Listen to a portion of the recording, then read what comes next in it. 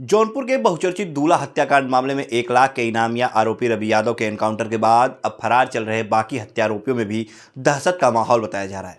खासतौर पर भोले राजभर और प्रदीप बिंद पर पुलिस का दबाव लगातार बढ़ता नजर आ रहा है।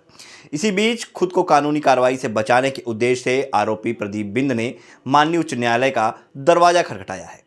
प्रदीप बिंद की याचिका पर सुनवाई होनी थी, लेकिन अब यह सुनवाई अगले सप्ताह होने की संभावना है।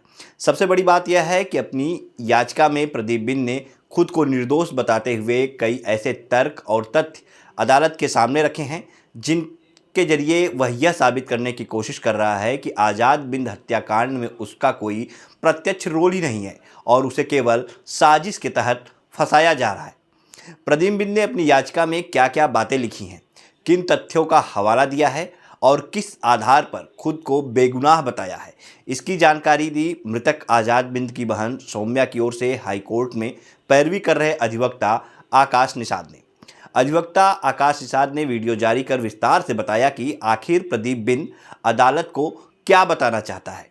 प्रदीप बिंद ने अपनी याचिका में क्या लिखा है, कैसे प्रदीप ने अपने घर और आज़ाद के घर की दूरी का हवाला दिया है, कैसे उसने सिर्फ आज़ाद बिंद को गोली लगने और अन्य किसी के घायल ना होने का जिक्र किया है, उसने आज़ाद के प्रेम प्रसंग का भी जिक्र किया है। याचिका में कैसे उसने ये बताया है कि उसे सिर्फ भोले राजभर का दोस्त होने की वजह से उसको फंसाए जाने की बात की और इस मामले में कैसी जांच की मांग माननीय उच्च न्यायालय से प्रदीप बिंद ने की है। आप भी सुनिए क्या कुछ बता रहे हैं अधिवक्ता आकाश निषाद। नमस्कार, प्रणाम साथियों, मैं आकाश निषाद, अधिवक्ता हाईकोर्ट इलाहाबाद।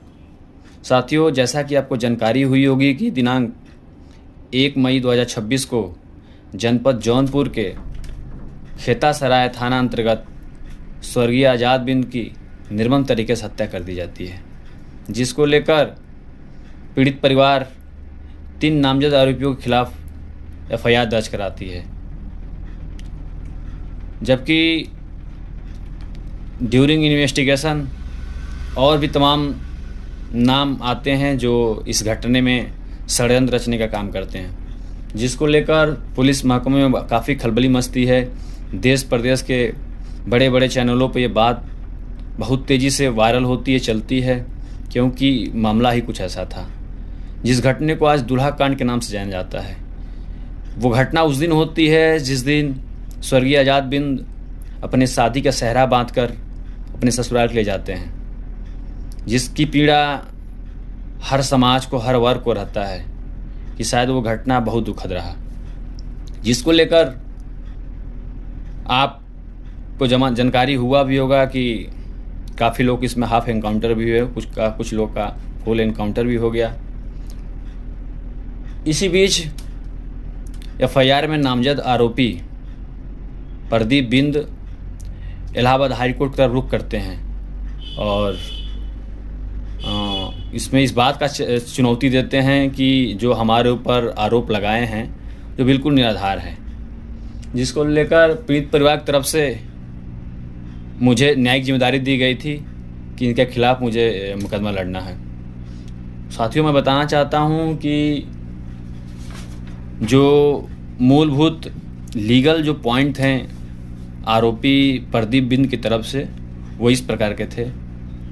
उनका कहना यह है कि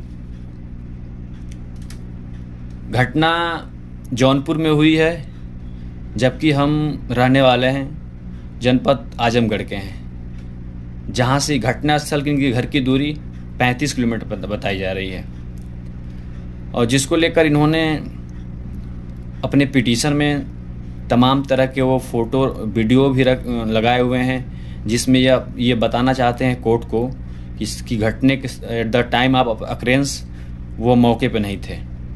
दूसरा इनका लीगल पॉइंट ये है कि जो वाई विटनेस हैं, जिस कार में स्वर्गीय आज़ाद बिंद की हत्या हो जाती है, उस कार में अन्य 3 लोग और भी रहते हैं, जिसमें जसमतीत गवाह उनके भाई आकाश और टोनी चौधरी भी रहते हैं।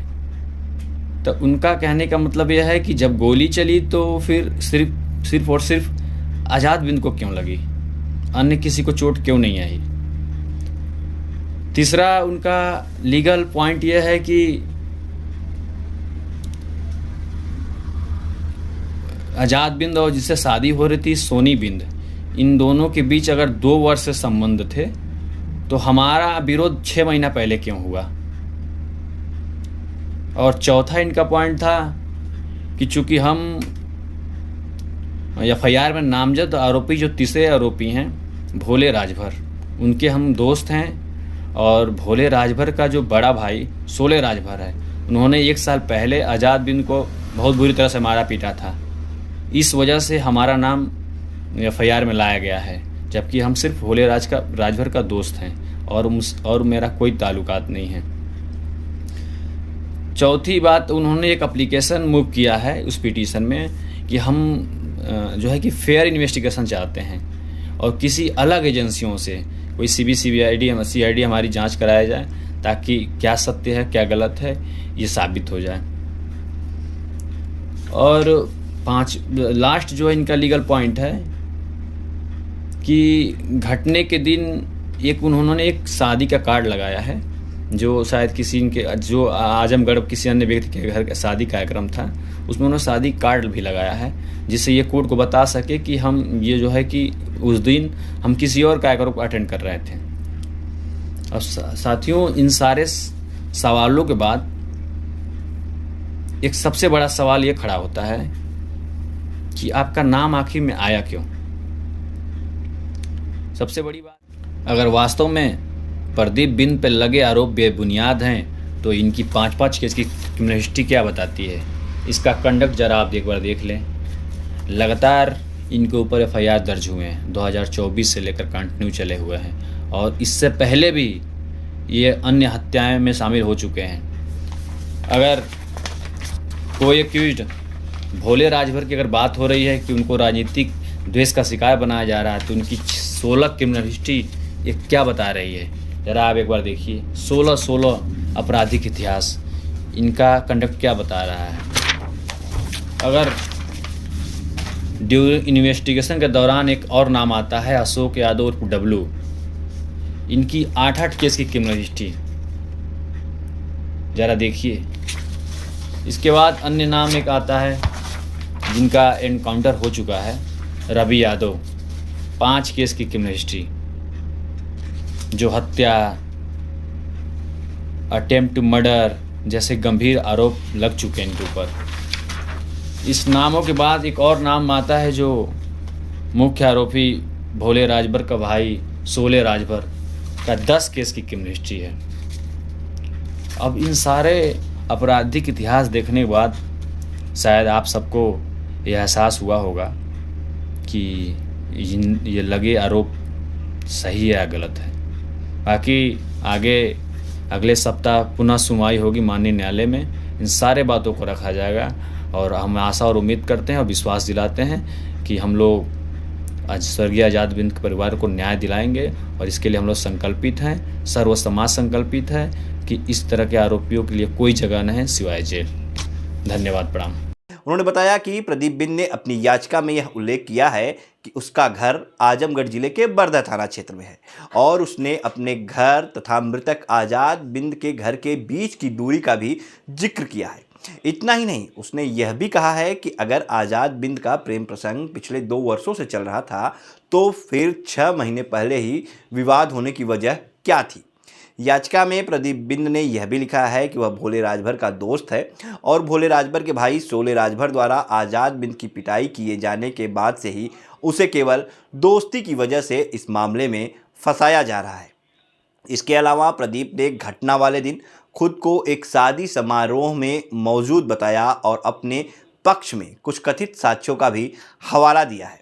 उसने अदालत में निष्पक्ष और स्वतंत्र जांच कराने की मांग की है ताकि पूरे मामले की सच्चाई सामने आ सके। वहीं दूसरी तरफ पीड़ित परिवार की ओर से पैरवी कर रहे अधिवक्ता आकाश निषाद का साफ कहना है कि वह आज़ाद बिंद के परिवार के साथ मजबूती से खड़े हैं और पीड़ित परिवार को न्याय दिलाने की लड़ाई लगातार लड़ते रहेंगे।